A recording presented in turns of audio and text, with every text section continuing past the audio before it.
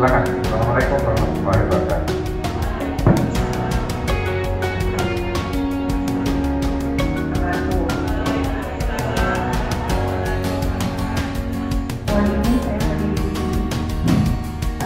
Berarti saya yang paling bagaimana, tapi di sini saya mau berbagi. Ada yaitu letak budaya positif, ya. Ini sebagai aktif nyata modul kami 1.4 di program pendidikan guru pemula. Selamat siang, selamat pagi, selamat malam. Harga. Siapa yang mau menjadi volunteer di sini? Bantu saya. Terus saya Bu Lina supaya Pak Marwan bisa membuka yang diingat. Bentar, minta. Kalau dikasih ke saya akan beri uang 10.000.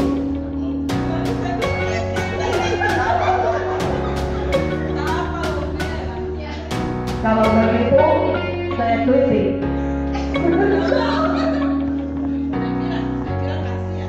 Oke, kalau tetap tidak mau, saya bongkar rahasia. Tidak ada, tidak boleh. Waktu jalan sore-sore. Atau yang kedua, diberikan secara baik-baik atau dipaksa.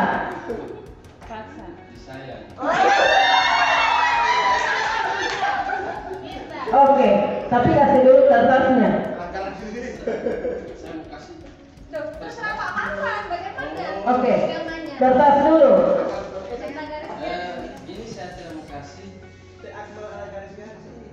Ini saya tidak akan kasih karena ini adalah harta berharga untuk saya. Ya, oke, baik, tepuk tangan. Ilustrasi tadi saya bisa melihat bahwa misalkan ada yang memaksa kita untuk dia mengetahui apa yang ada pada diri kita, itu tidak perlu kita harus memberitahu karena setiap orang punya hak yang tidak semua orang tahu. Oke, terima kasih. Luar biasa juga ya. Bahwa seseorang melakukan sesuatu itu memiliki motivasi, ya kan? Kita coba kita datang ke sekolah misalkan tepat waktu. Motivasinya apa? Supaya tidak terlambat. Oke, ya. Oke. Motivasi itu Bapak Ibu ada dua. Motivasi eksternal berasal dari luar dan motivasi yang berasal dari dalam diri kita sendiri. Yang pertama, kita seorang melakukan sesuatu itu karena mereka menghindari hukuman. Ada yang pernah begitu? Ada. Saya mau ikut kegiatan ini, apa iman saya budaya positif, takut saya nanti mereka pada sekolah. Oke. Kemudian seseorang melakukan sesuatu itu terkadang ingin mendapatkan pujian atau imbalan dari orang lain atau institusi. Ada yang begitu Bapak Ibu? Pernah? Iya. Wah, saya mau ini ngajar di kelas nih pakai pembelajaran yang menarik supaya kepala sekolah ini respect sama saya. Ya. Ya. Oke. Nah, itu yang dua tadi itu masih masuk di motivasi eksternal. Maksudnya di sini masih dorongan dari luar, bukan dari dalam diri sendiri. Nah, bagaimana yang motivasi dalam diri sendiri? Jika kita melakukan sesuatu karena untuk menghargai diri sendiri. Oh ya, saya mau masuk kelas karena ulangi tugas saya supaya saya bisa membelajarkan anak-anak dengan baik, begitu ya. Oke, saya akan jadi orang yang seperti apa bila saya melakukan ini? Oh, jadi orang yang bertanggung jawab. Nah, itu masuk dalam motivasi internal. Baik, diterima Bapak Ibu? Dapat ya? Jadi ada dua motivasi. Oke, kemudian, nah ini Ini yang digadang-gadangkan seperti yang disampaikan Pak Mawar tadi, bahwa realita ini dihajar dewasa. Ya, ya. Banyak filosofi beliau ini yang memang sekarang sudah digaungkan untuk kurikulum merdeka, pendidikan yang berpihak kepada anak, ya kan? Kemudian ini bahwa merdeka itu tidak hanya terlepas dari perintah, akan tetapi juga cakap untuk memerintah diri sendiri. Ya, bagaimana kita mendisiplinkan diri yang berasal dari motivasi intrinsik.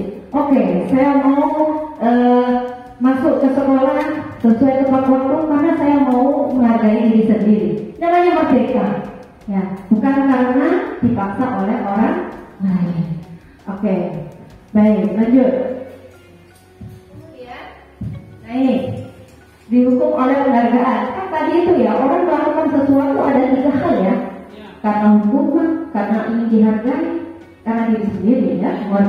Nah ini, ternyata kalau ingin mencari penghargaan, pengaruhnya itu bisa jangka pendek dan jangka panjang.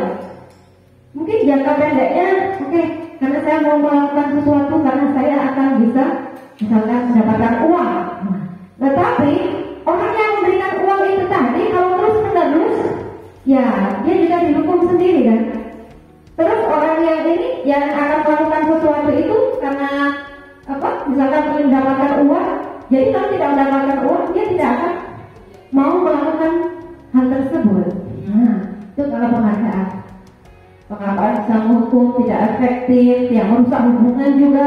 Satunya di misalkan dalam kelas nih, kamu anak yang pintar, ada yang lain yang merasa dia berusaha sekali, tapi ternyata tidak dihargai. Itu juga akan menyebabkan kerusakan hubungan. Nah, gitu Bapak Ibu. Oke, lanjut saja. Kemudian, nah ini Bapak Ibu, saya mau bikin kuis. Coba Bapak Ibu siapkan kertas dan bolpen. Ya, buat kuis. Ini ada di tidak usah, ada di situ aja. Pak, nanti tidak bawa buku. Oh, boleh dikasih pinjam.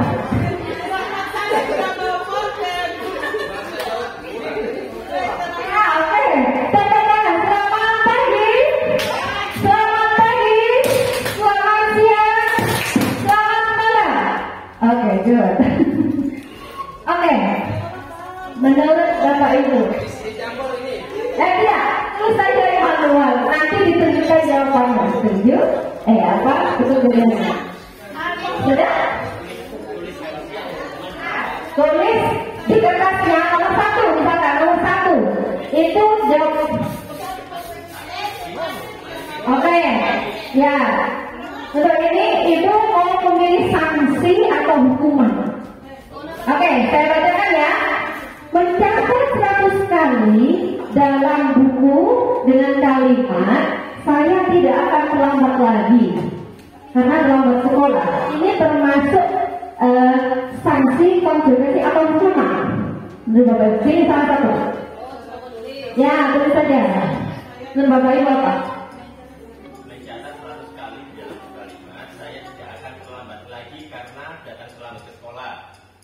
Menurut Bapak Ibu itu hukuman.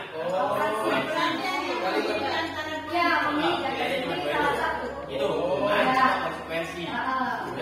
Sudah? Oke. Kita cek jawabannya. Kita tunggu. Dia diangkat dulu. Saya mau lihat dari jawaban. Coba angkat Bapak Ibu. Oke. Sanksi. Oke. Belum ya, sanksi. Oke, konsekuensi. Oke, sanksi Pak. Oke. Hukum konsekuensi. Oke, mari kita lihat jawabannya. Cek jawaban. Ya.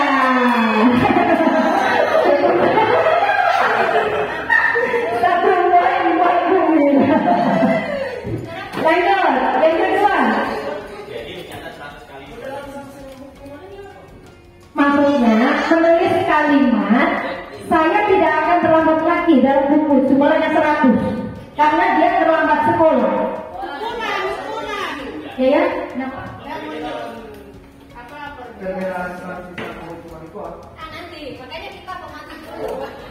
mau bangun pemikirannya dulu. Ya, baik dulu. Nanti kita buktikan.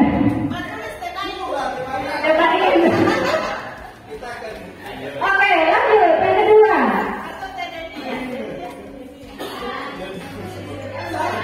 Lari mengelilingi lapangan basket 2 kali karena terlambat hadir di sekolah. Itu termasuk hukuman atau sanksi? Yo. Konsekuensi atau hukuman?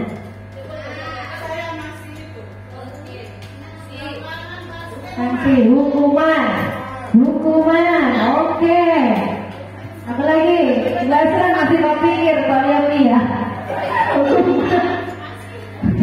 Oke, hukuman.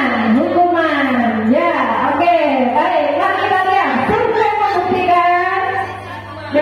Hukuman. Banyak yang benar itu ya. Kenapa kok hukuman ya? Lari mengelilingi lapangan basket 2 kali. Oke. Lanjut, masih banyak lagi soal.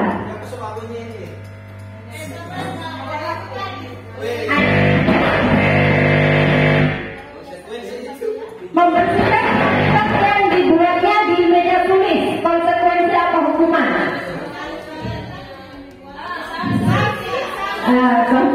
Oke. Ya. Siapa yang hukuman ada? Sanksi. Ya. Oke, sudah membuktikan.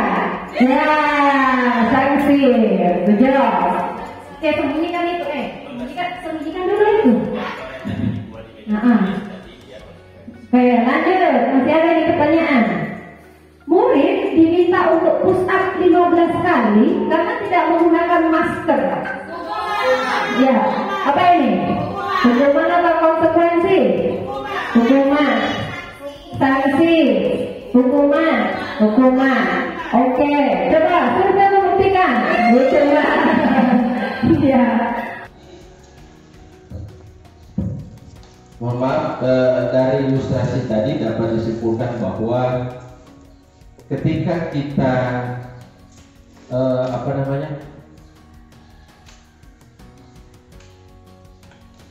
membujuk seseorang jangan memaksa seperti itu.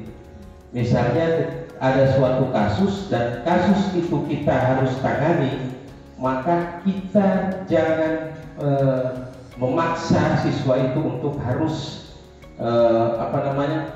menyampaikan masalahnya. Berikan dia keleluasaan untuk menyampaikan masalah, seperti itu menurut saya. Kurikulum kita mengamanatkan di kurikulum Merdeka ini kita menuju ke profil pelajar Pancasila. Beriman dan bertakwa pada Tuhan Yang Maha Esa. Bagaimana belajar Pancasila? Makna disiplin itu apa? Yuli? Melakukan sesuatu dengan tepat waktu. Melakukan sesuatu dengan tepat waktu. Oke. Ya. Sesuatu yang ada di diri seseorang yang sudah dilakukan atau kebiasaan dari dalam diri, itu disiplin menurut saya.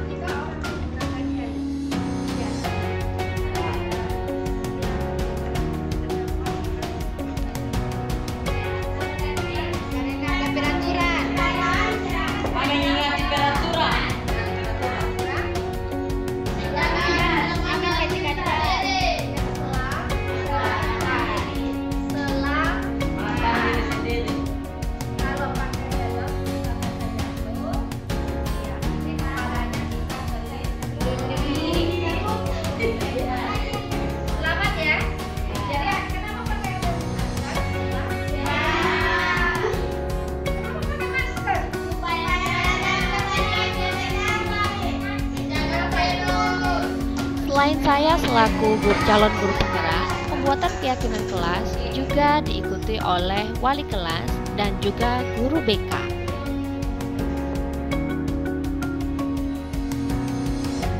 Semua murid di dalam kelas dilibatkan untuk membuat nilai-nilai keyakinan yang diyakini bisa membuat kelas mereka menjadi aman, nyaman, dan menyenangkan.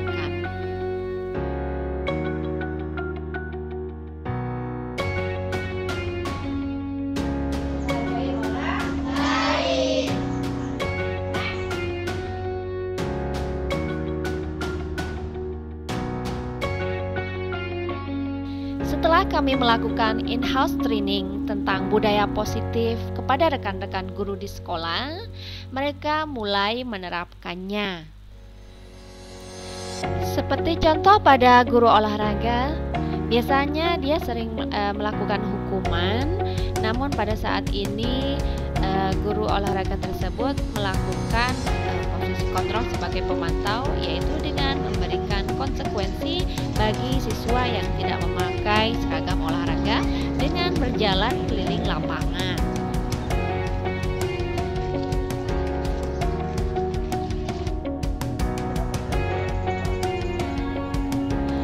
Para guru di sekolah juga sudah mempraktekkan segitiga restitusi untuk menghadapi murid yang melakukan pelanggaran di sekolah.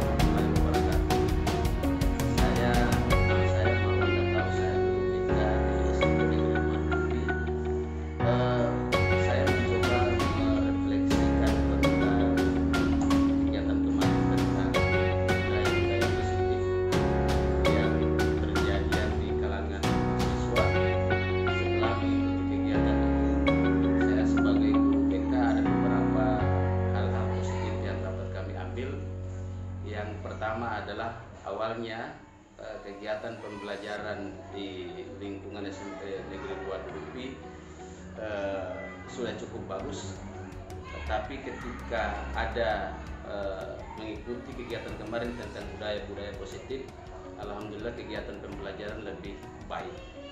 Kemudian terkait dengan itu, hal positif yang saya ambil tentang penanganan siswa terkait dengan metode, yakni metode dengan segitiga restitusi. Setelah mengikuti kegiatan ini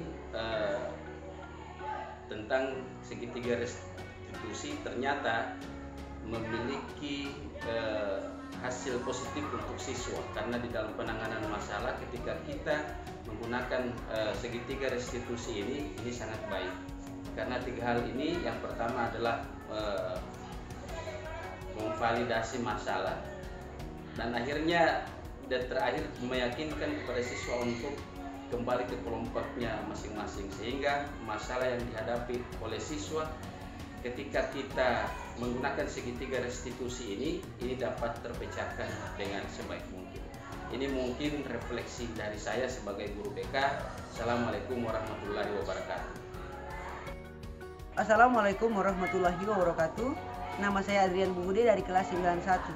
Setelah kami membuat keyakinan kelas kami terasa lebih kondusif. Dan ketika kami membuat suatu kesalahan, kami mengingat keyakinan kelas yang telah kami buat. Dan juga di lingkungan saya, tidak banyak lagi hukuman yang diterapkan untuk siswa yang melanggar aturan, tetapi lebih mengarah ke konsekuensi dan